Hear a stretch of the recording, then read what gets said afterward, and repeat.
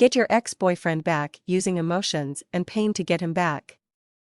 While you may have moments when you wish to use other types of pain to get your ex-boyfriend back, you probably know that physical violence and revenge will only make things worse. Taking a baseball bat to his car or truck might give you some short-term satisfaction for how he has treated you, but it's not going to bring him back. And in spite of the title of this article, sitting him down and telling him exactly how you feel about him and how he has treated you throughout this breakup probably won't result in much more than a solidification of his feeling that breaking up with you was a good idea. So, what kind of emotions or pain are we talking about that can actually help you to get your ex-boyfriend back? Well, as you know, most men really aren't in touch with their emotions, and this is the reason why using emotional triggers and psychological tactics are so powerfully effective.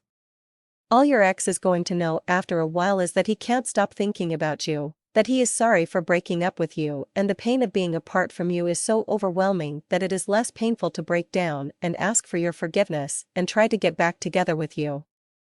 Understand where I'm coming from. Contrary to how you might be feeling right now, or what you might think is the best thing to do, right now it is important that you take a little bit of time to step back and take a look at both yourself and your relationship.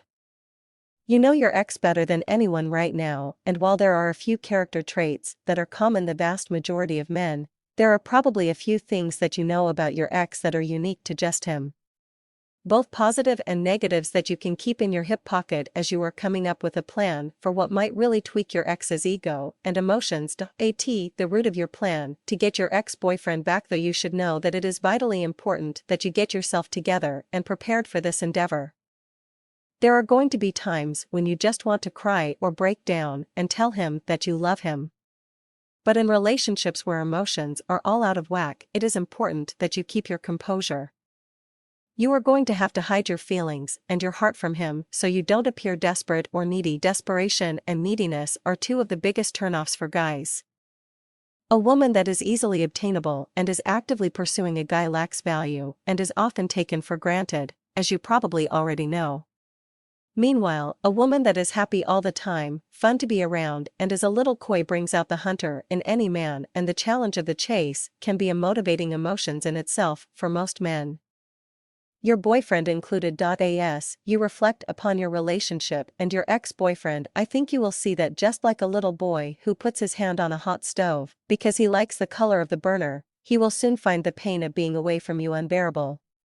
When done correctly and with your whole heart, using emotions and emotional triggers that lead to twinges of pain in your ex-boyfriend's heart, you will be able to get your ex-boyfriend back without having to convince him of anything. That is the sweetest and most powerful part of this whole system.